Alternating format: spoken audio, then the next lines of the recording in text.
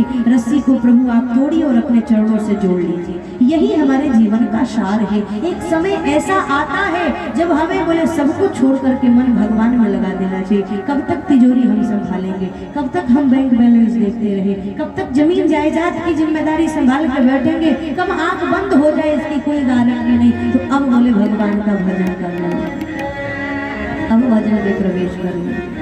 श्री दशरथ जी महाराज को संदेश मिल गया और दशरथ जी ने पूरी तैयारी कर दी, बोले राम जी को राजा बनाने की। हम लोग कीवट के प्रसंग में आज प्रवेश करके मुझे कृष्ण को विश्राम करना है। आज कथा का विश्राम दिवस भी है और कीवट के चरित्र का वर्णन भी करना है, इसलिए बिल्कुल प्रसंग को प्रणाम करते भक्त चरित्र में हम प्रवेश करेंगे। इस बार तो पूरा प्रसंग आप नहीं सुन पाए, लेकिन भगवान की फिर कभी ऐसी इच्छा हुई और आप लोगों का प्रेम रहा तो फिर दोबारा अगर आपके गांव में कभी आने का मुझे मौका मिला तो इसके आगे की कथा, बालकांड की कथा तो आपने 9 दिनों में श्रवण किया। आगे की कथा अयोध्या कांड से लेकर के और उत्तर कांड तक की कथा आपको विस्तार पूर्वक सुनाएंगे, अगर कभी ठाकुर जी ने चाहा तो। आप लोगों ने अगर वैसा प्रेम दिया तो, क्योंकि आगे की कथा में बड़ा रस है महाराज। भले भगवान की वनगमन की कथा है लेकिन सुंदर सुंदर संदेश है। अयोध्या कांड में प्रभु ने, अरण्य कांड में, किष्किंधा कांड में भक्तों के ऊपर जो कृपा की है ना, इसका बड़ा सुंदर वर्णन किया गया है। तो एक भक्त के चरित्र में प्रवेश करें। कहते हैं ये महाराज धरातल है, ये भूमि है और यहाँ बोले जब ब्रह्म के पिता का मनोरथ सफल नहीं हुआ तो हम आप जैसे लोगों का मनोरथ सफल कैसे हो सकता है। महाराज श्री दशरथ जी ने प्रभु श्री राघव सरकार को राज्य देने की तैयारी करी। कर मेरा राम अयोध्या का राजा बनेगा, मेरी मेरी सीता अयोध्या की महारानी बनेगी। श्री दशरथ जी महाराज राज्याभिषेक की तैयारी कर रहे, पर देखते देखते महाराज किसे पता था कि रातों रात बात बदल जाएगी। श्री दशरथ जी महाराज तो सोच रहे कल मेरा राम सिंहासन पे बैठेगा, कल मेरा राम राजसी पोशाक धारण करेगा, पर दैव इच्छा ऐसी रही कि महाराज राजसी पोशाक धारण करने की जगह राम जी ने वल्कल वस्त्र धारण कर लिया, किशोरी जी ने वल्कल वस्त्र धारण किया, लखन लाल जी प्रभु के संग वल्कल वस्त्र धारण करके निकल पड़े वन की ओर।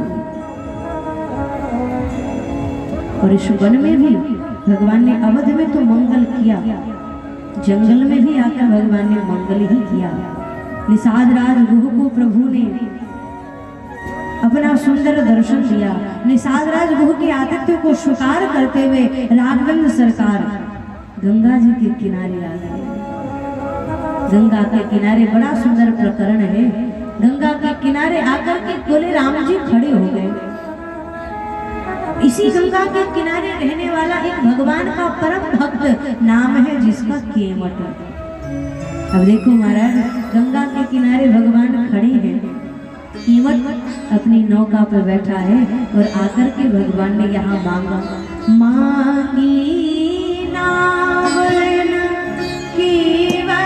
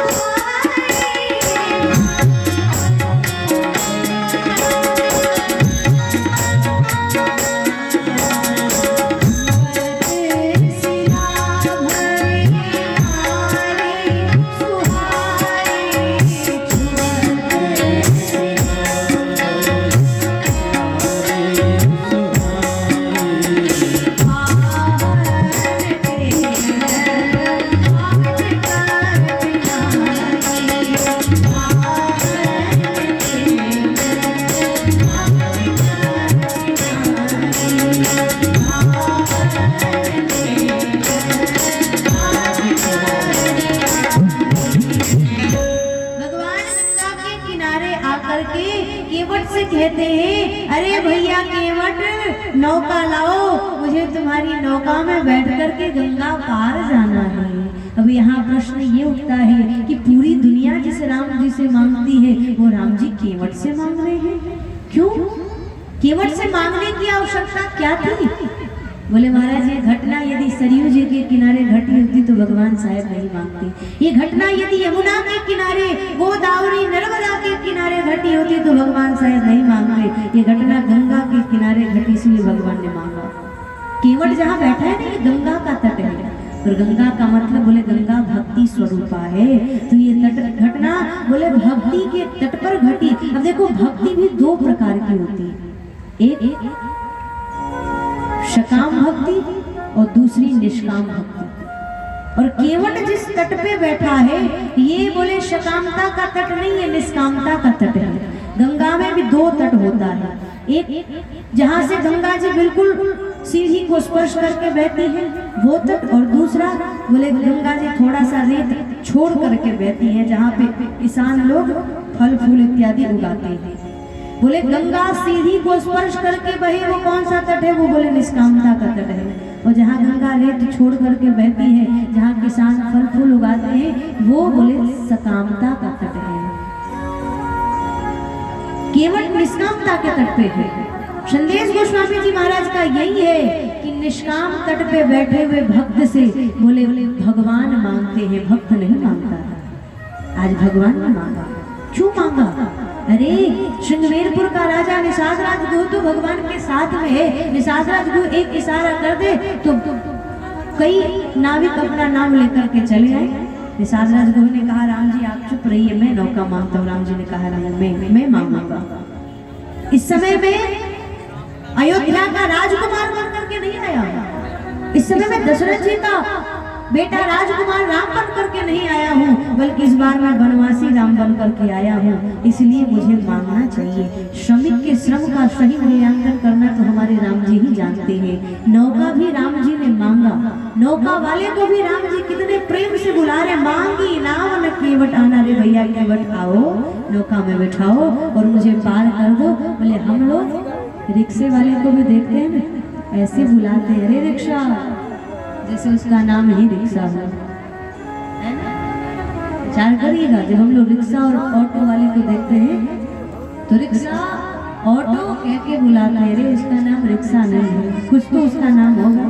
बोले रिक्शे में बैठकर हम यात्रा भी कर लेते हैं, और जब उतरने लगते हैं वो कहता है महाराज मेरे 10 रुपए हुए, हम 5 रुपए में ही निपट लेना चाहते हैं। वो कहता है महाराज 5 रुपए मुझे और दे दो, 10 रुपए हुए मेरे, लेकिन आप 5 रुपए दे दो, 5 रुपए और दे दो। क्या कहते हैं हम? अरे तुम्हारे नाम पूरा घर लिख दे, जमीन जायदाद दे तो दिया, हम कितने दे दे? सर पे चढ़ के बैठ गए हो।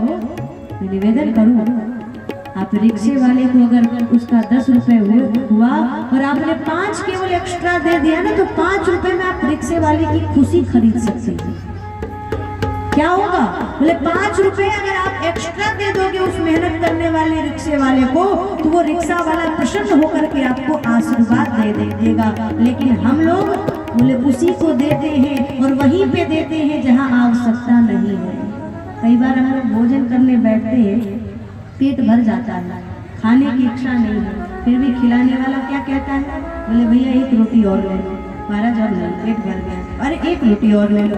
बोले बिल्कुल नहीं, पेट भर गया। अरे महाराज आधी रोटी ले लो, हमारा पेट भर गया, मन नहीं कर रहा है खाने का, फिर भी खिलाने वाला खिला रहा है। कई बार संजोग से बोले पेट भी खराब हो गया, फिर भी खिलाने वाला कह रहा है और खा लो और खा लो और खा लो। तो अच्छा भोजन मिलना ये पुण्य का फल है कि पाप का फल है? बढ़िया भोजन मिलना पुण्य का फल है कि पाप का? कुछ तो बोलिए। बढ़िया बढ़िया भोजन आपको रोज करने को मिले, ये आपके पुण्य का फल है कि पाप का? पुण्य का। लेकिन जिस समय खाने का मन नहीं है, पेट भरा है, फिर भी खिलाने वाला जबरदस्ती खिला रहा है, तो ये पुण्य है कि पाप है? अब समझ नहीं पाए। पेट भर गया, खाने का मन नहीं है, फिर भी खिलाने वाले खिला रहे हैं, मतलब क्या है? बोले जिस समय हमें आवश्यकता नहीं है उस समय हमें मिल रहा है। इसका सीधा अर्थ यही है कि हमने अपना दान उस स्थान पर दिया है जहां दान देने की आवश्यकता नहीं थी। हमने ऐसे जगह दान नहीं दिया जहां हमारे दान की आवश्यकता थी। ऐसे जगह आप दान मत करो जहां महाराज करोड़ों करोड़ों गिर रहा है, वहां 1000 50,000 और महाराज लाख रुपए दान कर भी दोगे ना तो किसी के ऊपर कोई फर्क नहीं पड़ेगा। आप ऐसे जगह दान दीजिए जहां कोई जरूरतमंद हो, किसी आवश्यक व्यक्ति को, किसी ऐसे संत ब्राह्मण को आप दान दो जहां आपके दान की आवश्यकता हो। ये है श्रमिक के श्रम का मूल्यांकन श्री राघवेंद्र सरकार कर रहे हैं। मैं नौका मांगा, राम जी ने नौका मांगा, केवट अपने स्थान पर बैठा है। केवट क्या कहता है? बोले मैं नौका लेकर के नहीं आऊंगा। मांगी नाम न केवट आना, कहे तुम्हार मर्म में जाना। केवट कहता है सरकार मैं आपके मर्म को जानता हूँ। अब ये केवट कौन सा मर्म जानता है भगवान का? भाई भगवान तो खड़े खड़े हंस रहे, भैया तुम मेरा कौन सा मर्म जानते हो? बोले मर्म जानने वाले लोग भी बड़े उत्तम विचार के होते हैं। मर्म जानने वाले लोग भी बड़ी गुप्त सूचना रखते हैं। एक बार एक अध्यापक ने अपने शिष्य से पूछा, गणित के अध्यापक थे, उन्होंने पूछा बेटा एक बात बताओ, मैंने तुम्हारे पिताजी को 5,000 रुपए 5 रुपए प्रति सैकड़े ब्याज के दर से दिया, 1 महीने बाद तुम्हारे पिताजी मुझे कितना रुपया वापस करेंगे? विद्यार्थी ने कहा गुरुजी 1 नया पैसा नहीं। क्यों?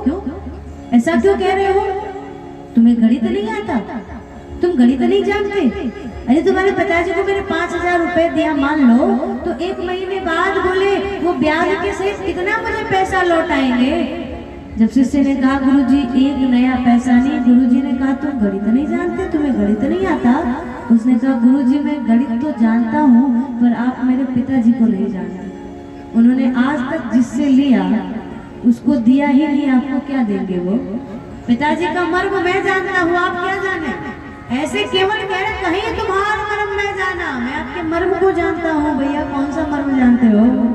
चरण कमल रज कह सब कहीं, मानुष करनी मोरी कछुआई। हमने सुना है आपके चरणों में कुछ ऐसा जादू है, आप चरण शिला के ऊपर रखते हैं तो शिला नारी बनकर के भगवान के धाम को चली जाती है। कहीं ऐसा ना हो आप मेरी नौका पे चरण रखे, नौका नारी बनकर के ऊपर चली गई तो फिर? बोले प्रभु मेरे कमाने का रोजी रोटी का जो एक जरिया है वो समाप्त हो जाएगा और फिर मेरी पत्नी यही कहेगी कि नौका बेच करके और दूसरी शादी करके मेरे सामने सौतन लाके खड़ा कर दिया। इसलिए प्रभु अगर आपको पार जाना है मेरी नौका में बैठ करके तो आप मुझसे चरण धुलवाइए और चरण धुला करके नौका में बैठ करके पार चले जाइए। भगवान केवट की बात सुन रहे हैं और सुन करके बोले खड़े हैं केवट के सामने, मांग रहे हैं राम जी, पर केवट बोले आ नहीं रहा है, नौका लेकर के आ नहीं रहा है। लखनलाल जी ने कहा प्रभु ये कैसा भक्त है, आप इससे मांग रहे हैं कि आ नहीं रहा है, आना तो बड़े दूर की बात है। प्रभु आपको प्रणाम तक नहीं करता, राम राम तक नहीं किया, ये तो आपकी बात ही नहीं सुन रहा। भगवान ने कहा ये मेरा भक्त है इसीलिए मेरी बात नहीं सुनता। लखनलाल जी ने कहा प्रभु मुझे लगता है आपके जितने भक्त हैं ना सब आपकी बात नहीं सुनते। राम जी ने कहा लखनलाल तुमने सही कहा, मेरे जितने भक्त हैं सब मेरी बात बस सुनते हैं, कान से सुनते दूसरे कान से निकाल देते हैं। क्यों ऐसा क्यों कह रहे प्रभु कि सब सुनकर एक कान से सुन के दूसरे कान से निकाल देते हैं? बोलिए केवट मेरी बात नहीं मान रहा है। लखनलाल जी ने कहा सही कहा प्रभु ने, ये केवट बात नहीं मान रहा है। राम जी ने कहा प्रेम के कारण। लखनलाल जी ने कहा पर इसमें प्रेम तो कहीं दिखाई नहीं पड़ रहा। राम जी ने कहा भैया लखन इस केवट के जीवन में प्रेम का दर्शन है, प्रेम का प्रदर्शन नहीं है। केवट प्रेम का प्रदर्शन नहीं करना चाहता, वास्तव में गोस्वामी संदेश देते प्रेम का दर्शन कराओ, प्रेम का प्रदर्शन मत करो। राम जी ने कहा मुझे ऐसा लगता है ना लखन मेरे जितने भक्त हैं सब मेरी बात नहीं सुनते। ऐसा कैसे कह सकते हैं प्रभु? राम जी ने कहा किसी दुकानदार की बोहनी सुबह सुबह में बिगड़ जाए ना तो दिन भर उसको बोले उधारी ही देना पड़ता है। तो मेरी भी बोहनी बिगड़ गई है। कैसे? लखन लाल जी तो चौंक गए। राम जी ने कहा एक बात बताओ लखन, बन मुझे मिला था कि तुम्हें मिला था? लखन लाल जी ने कहा आपको मिला था। किशोरी जी से पूछा, किशोरी जी बताओ 14 वर्ष का वनवास मुझे मिला था कि आपको मिला था? किशोरी जी ने कहा प्रभु आपको मिला था। तो किशोरी जी और लखन लाल जी से प्रभु ने कहा हमने आपको अयोध्या में मना किया था ना, हमने आपको अयोध्या में मना किया था कि आप मेरे साथ मत चलो, पर आपने हमारी बात मानी नहीं? मानी ना, आपने हमारी बात नहीं सुनी। तो जब अयोध्या में हमने आपको मना किया, आपको हमने अपनी बात बताई, जब अयोध्या में आपने हमारी बात नहीं सुनी तो हमारी बोहनी तो अयोध्या में खराब हो गई थी। मुझे उसी समय लग गया था कि अब जितने मुझे मिलेंगे वन की यात्रा में सब मेरी बात नहीं सुनने वाले मिलेंगे। सुमंत्र जी को मैं भेजता हूँ तो सुमंत्र जी जाते नहीं है, और केवट को मैं बुलाता हूँ तो केवट आता नहीं है। बड़ा अद्भुत भक्त है केवट। केवट क्या कह रहा है, प्रभु आपको पार जाना है तो बस यही प्रार्थना है आपसे, चरण धुलाइए, नौका में बैठिए और बैठ करके पार कर जाइए।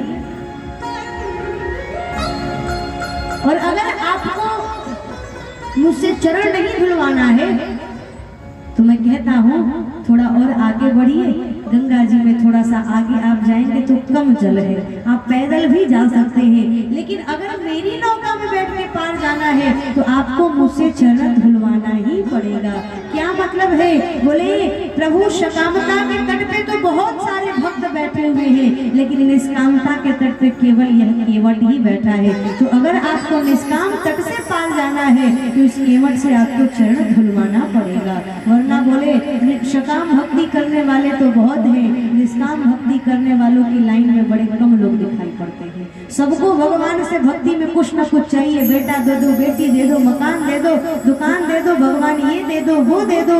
लेकिन कहते मांगने का मौका मिले ना भगवान से तो भगवान से भी मत मांगना, भगवान को मांगना जैसे मनु जी ने मांगा। तत्व चरणामचलाम भक्ति सज्जना नाम च संगतिम देहि राम कृपा सिंधु मह्यम जन्मनि जन्मनि। मांगने का मौका मिले तो भगवान से यही मांगना, कृष्ण त्वदीय पद पंकज पंदरांते अद्दैव में विशतु मानस राजहंस प्राण प्रयाण समय कफवात पित्तै कंठावरोधन विदो स्मरणं कुतस्ते। हे नाथ अपने चरणों की भक्ति दे दीजिए, अचल भक्ति दे दीजिए और कुछ नहीं चाहिए। केवट निष्काम तट पे बैठा था। केवट ने कहा प्रभु अगर आपको पार नहीं जाना है तो खड़े रहिए, पार जाना है तो चरण धुलाई। और अगर आपको इस बात का डर लगता है कि चरण धोने के बाद मैं आपसे उतराई लूंगा तो मैं आपसे उतराई नहीं लूंगा, चिंता मत करिए। मैं जो उदासीन व्रत लेकर के आते हैं, जो सन्यासी वेश में होते हैं, ऐसे लोगों से मैं उतराई नहीं लेता हूँ। और मुझे पता है कि आप वन की यात्रा में हैं, इस समय आपके पास मुझे देने के लिए कुछ नहीं है। मैया कैकेयी ने कुछ छोड़ा नहीं आपके पास, इसलिए गोस्वामी जी कह रहे हैं पद कमल धोई चढ़ाई नावन नाथ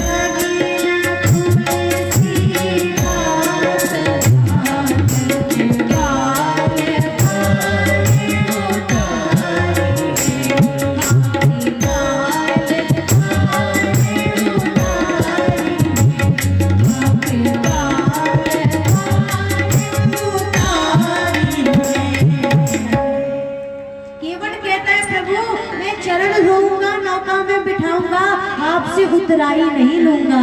और अगर आपको विश्वास नहीं होता ना, तो जिस प्रकार से दशरथ जी ने आपका शपथ ले लिया तो आपको अयोध्या में नहीं रोक पाए, ऐसे ही मैं शपथ लेकर के कहता हूँ कि मैं भी आपको नौका में बिठा के नहीं रखूंगा, बोले मैं आपको विदा कर दूंगा, मैं भी रोक नहीं पाऊंगा। मैं दशरथ जी की तरफ शपथ लेके गए। अब जो केवट ने दशरथ जी का नाम लिया, लखन लाल जी को क्रोध आया, रे केवट, तुमको राम जी ने बोलने दिया तो तुम मेरे पिताजी तक पहुंच गए, तुम मेरे पिताजी का नाम ले रहे हो, तुम मेरे पिताजी की तरह शपथ ले